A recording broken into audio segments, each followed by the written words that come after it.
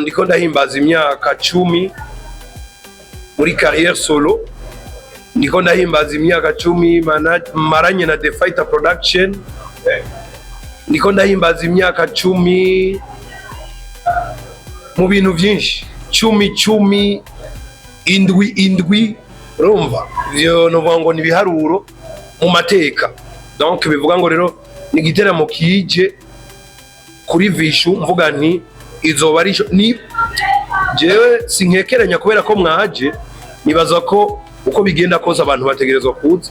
Sinje kubabwira ngo baze, ahubwo uzohomba igenekerezo rya 17 azogira ikibazo gikomeye cyane, kuko niteguriye gutanga show. Nshobora kwibaza yuko abantu bazotangazwa niyo show y'uwo munsi, kuko nkuko mwagiye murabivuga sijya mbere Vishu aje muri Big Land. Nibaza ko mu mwaka uheze barabibonye, kandi abantu nibaza ko bagomba kwigwiza na 5 kubaje ujya munsi kugira ngo babone icyo ari cyo umuziki live, kuko Vishu ari mu bikogwa byinshi cyane. Iyi ni concert novuga ngo yugururiye concert nyinshi Vishu agiye gukora. Ibiteramo bitegurwa rero si igiteramo cya mbere duteguye, ahora n'ibindi biteramo byinshi twateguye kuri Sama.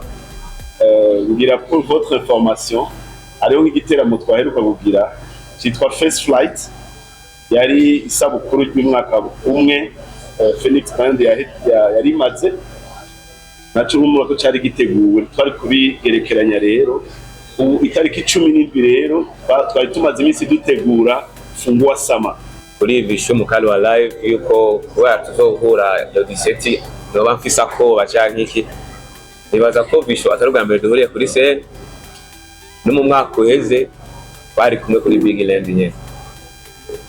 Nibaza rero yuko bivanye n'ivyo tumaze uno mwaka wose dukora, ntabwo bamfise uko ndizeye icyo ngiye gutanga kuri uyu munsi. Hama mwavuze ati ni kihe kintu muzoduha kubaje dimanche muri First Fly. Barabonye Phoenix Band yiteguye kwimera, n'ubu rero turiteguye. Bijya mwabonye dimanche bushize, mwumve yuko muzoyibona inshuro zirenga 10. Sasa kuhera kuri Vishu hama duhereze kuri aba hama tusangiye kuri manager. Kwa nini Fungua Sama sasa event? Fungua Sama sasa, tumefungua Sama kwa nguvu nyingi sana. Tumefungua Sama kwa nguvu nyingi, kwa experience kubwa sana ya wanamuziki. So watu wakuje waone Fungua Sama. Inaweza kuwa kama show kubwa ya live band kwa Fungua Sama. Siwezi sema mambo mengi, huu ni muda wa maneno madogo, kazi nyingi. So wacha tufanye kazi. Tunawakaribisha Fungua Sama Big Land hapa Nyakabiga, barabara 9. Tuko pamoja na mwanamuziki mkali wa live music East Africa, Vishu Love. Tuko pamoja na Phoenix Band. So na hisi siku hiyo tutafanya mambo makubwa, show itakuwa kali, hakuna kitu chenye mtakosa. Itakuwa ni vibe ya Sama kabisa. Watu wajiandae. Sina mengi ya kusema, wacha tukaribishe watu wakuje waone show kubwa, na watu waje wanacheza tu mifuko ya hela, kwa sababu ni kunywa na kuburudika, ni kula na kuburudika. Tutafanya kazi kubwa, mkuje muone mambo ya The Fighter Production, mambo ya Big Land, mambo ya Vishu Love pamoja na Peace and Love, mambo ya Phoenix Band. Karibuni sana.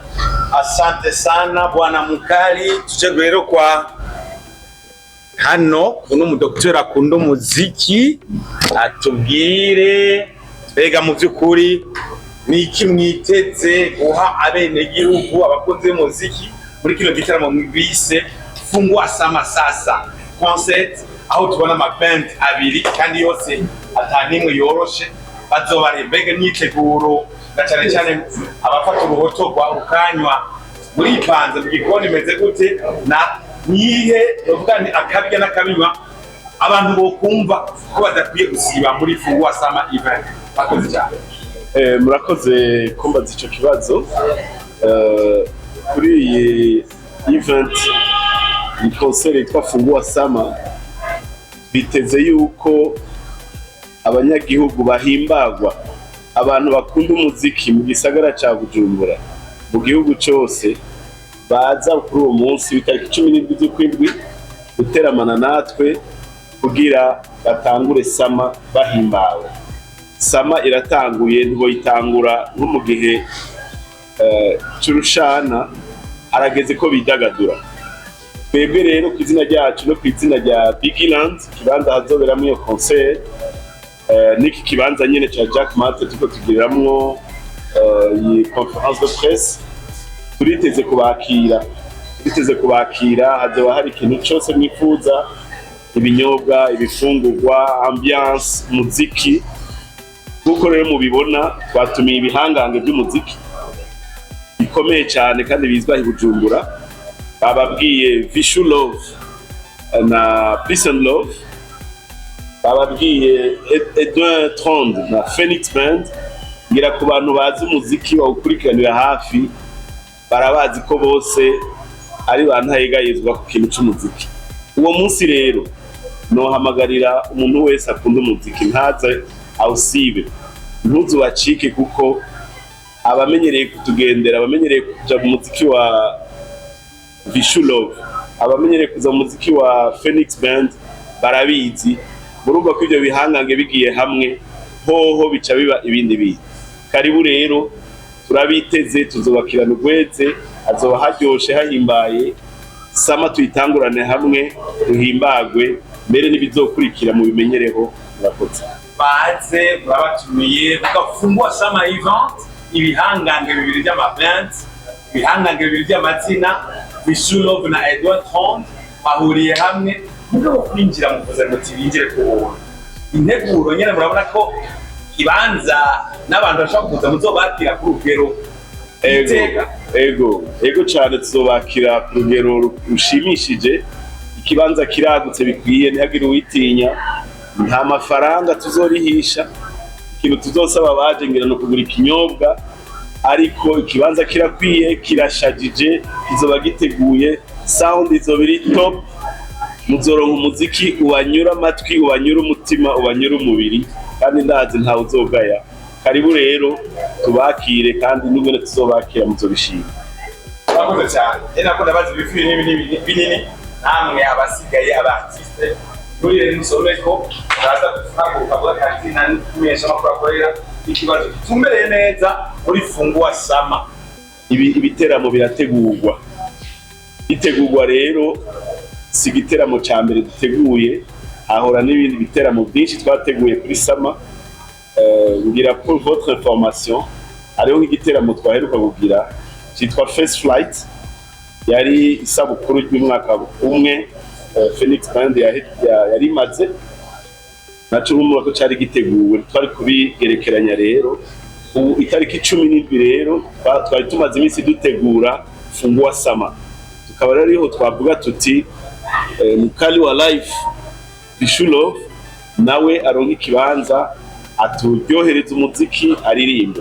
Ico cuko rero ibiteramo bitandukanye bitegurwa, kimwe cyose kiragira umwanya wacu, n'ibindi bizokurikira nyuma ya Fungua Sama.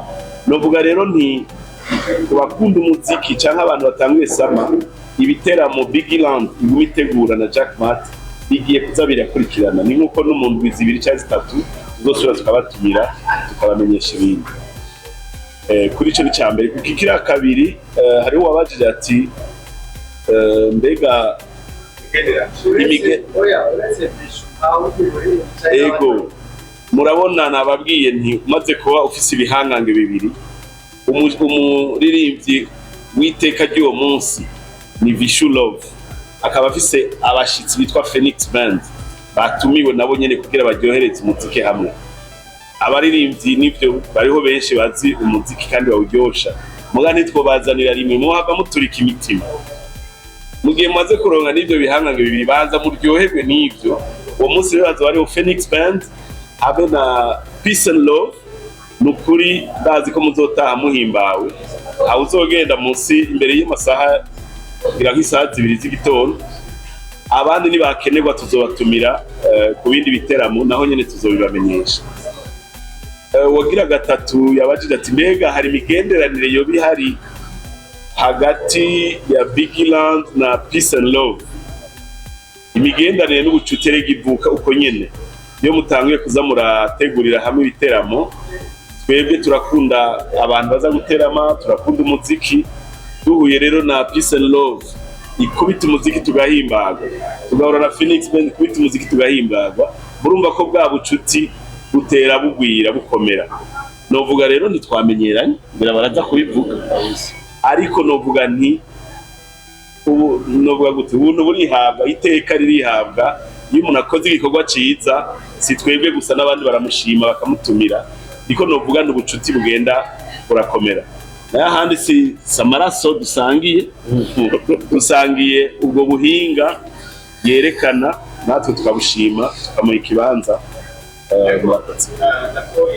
Itegeko kubaca bishobora kubona Peace and Love ifungiriza kenshi cyane kuri ivyo tuzobiyaga nihagera ko dupfundika tuzoheza tubibamenyeshe, ariko ubu reka dutegure Fungua Sama itariki 17 z'ukwezi kw'indwi muhimbagwe. Ivyo nivyakenerwa naho tuzobija inama dupfundike ndetse tubibamenyeshe. Murakoze. naho tutacubaha. Umeze neza? Je na Jenny sawa umeze neza, hama nta bintu byinshi byo kuvuga. Hariho n'abagiye barabaza ibibazo, inyishu ni imwe. Jewe Vishu Love Mukali iyo umpamagaye on the stage igiteramo ndagikora nk'icyanyuma. Iki rero sasa iki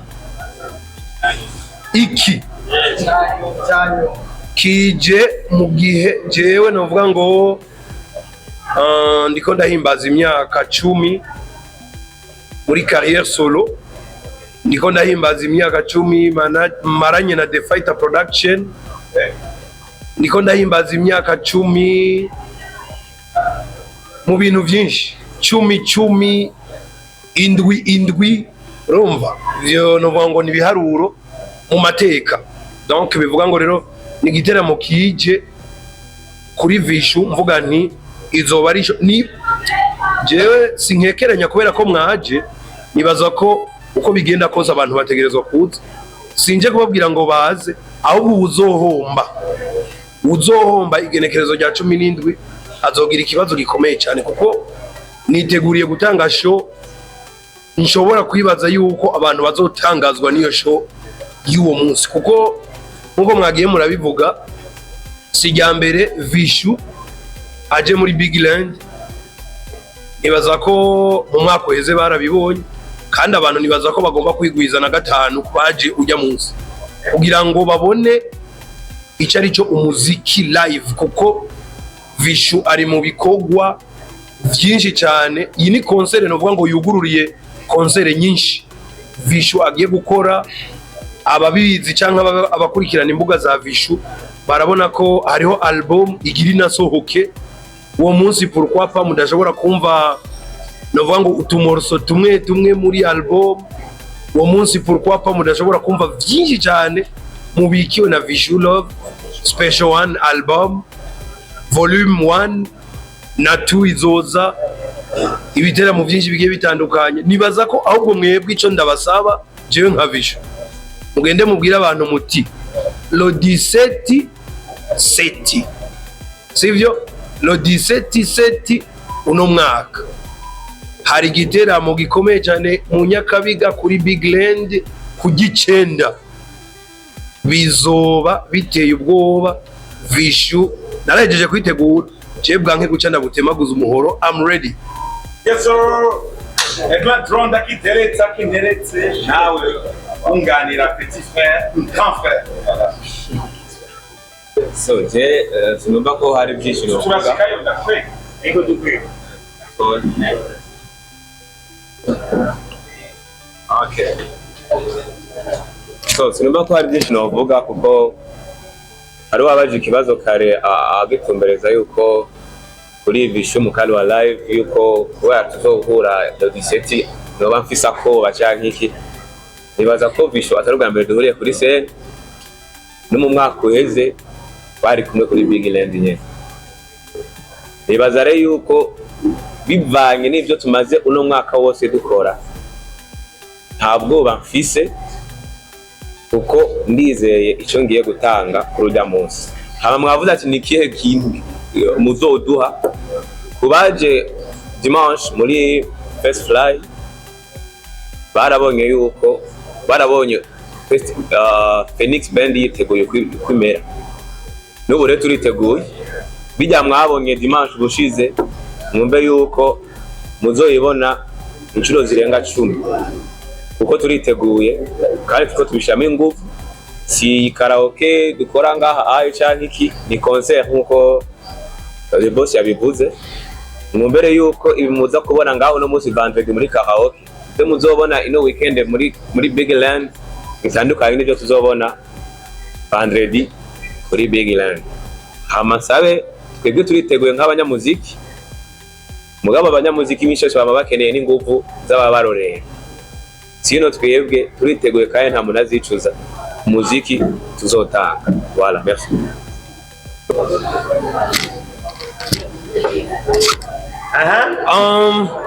Urakoze cyane. Nibaza ko gushika ubu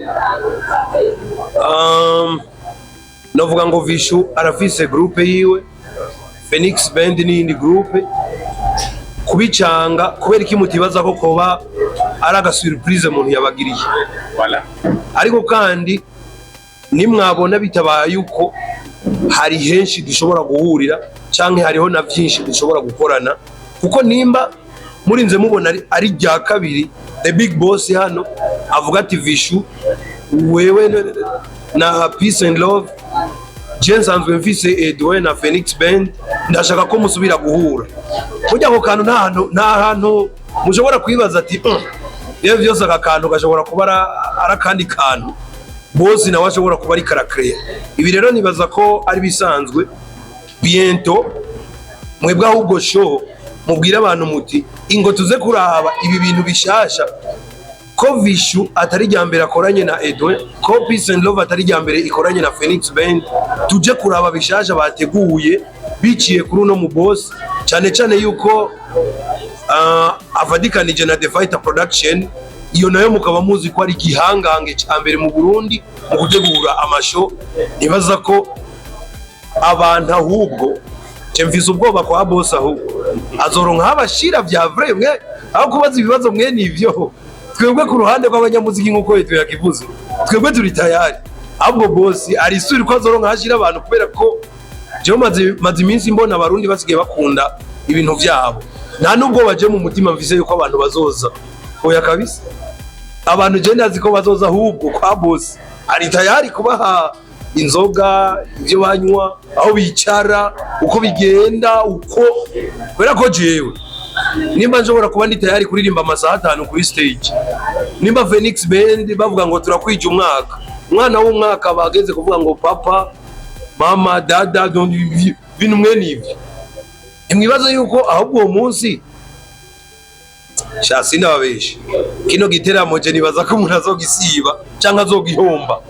Mwacumvise uko citwa gute? Fungua sama. Fungua sama. Sasa tutafungua na moto mwingi sana. Wabajije rero kirya kibazo nibaza gatogira ubwoba. Ntabwo babuhari kuri Phoenix Band mwavyumvise. Vishu nawe ni mukali wa live murabizi. Nibaza ko amabafu nkuko mwabivuze no guturisa sawa sawa haba ibintu bigende neza. Merci beaucoup. Kurangiza kuri Edouard mukarangije avuga Vishu afite bari mukali wa live. Wowe umwe mu bahoze muri uwo mugwi. Uno munsi ora bakasa Phoenix Band ko muri abakabi. Kitege iki na ijya muze umwana iyo yakutse. ategerezwa gusohoka akerekana ko ari isi baba bemera ko akunditsanye n'ubwo mwari ko murabihisha ashobora kuzoba hari abato hagati ya Felisbert na Düsseldorf. Icyambere cyoco nibaza yuko ubuze ko bitigisha nibaza ko icyo kintu ari amadoki hagati yacu twe na Vishu bisharabizi ndamwemera kuva kera nka Grand Frère na Rafa Pascal bivuze muri Conférence de Presse ndavuga ko nakuze nifuza gukorana nawe kuva kera ariko wavuze aranakuze kukwiteza umwana yego cyane bisigura ko izo papa mama dati tutode avuze turizeye yuko zizoza ari micanwa nazo bari ibintu bisanzwe gukura kwacu abadukurikirana bama ngaha basanzwe babizi mugabo nababwiye si karaoke ni concert turiko tutegura nka concert apana nka karaoke voilà ni concert si karaoke iryo jambo muri irakomeye kumbe abantu ko batazoba baje muri karaoke vendredi bazoba baje muri concert kandi concert dasanzwe ifise n'izina ridasanzwe Fungua Sama concert abantu tubatere rero kunungwa baze bumva ko boza kubwinshi ico kibanza nuko rero amajambo aravuga agashika ntarindi hariho abahereje ngaha mugabo kutazokina n'ibiganiro ma radio bizoza kukurira gufasha cyane gukomeza bino bintu aba journaliste bo mu radio bari ngaha no ma television ibindi biganiro byobaho nihereye ko iteka nabonye isoko FM nabonye n'andi ma radio reka rero tubahe shimire cyane muje mu yindi mirimo namwe muje gufata amakuru mwamaze gufata mwiragiza abantu no mu mirimo joro abantu bumbe Fungua Sama concert amalandi naho dutangurira ama programme mu radio Vishu arahari Edwin arahari bashobora kuja mu biganiro bose bari kumwe byose birashoboka reka nawe tuze kukuranirwa ibisigaye hari ni programme bandanya tuza kubabwira mu nyuma murakoze cyane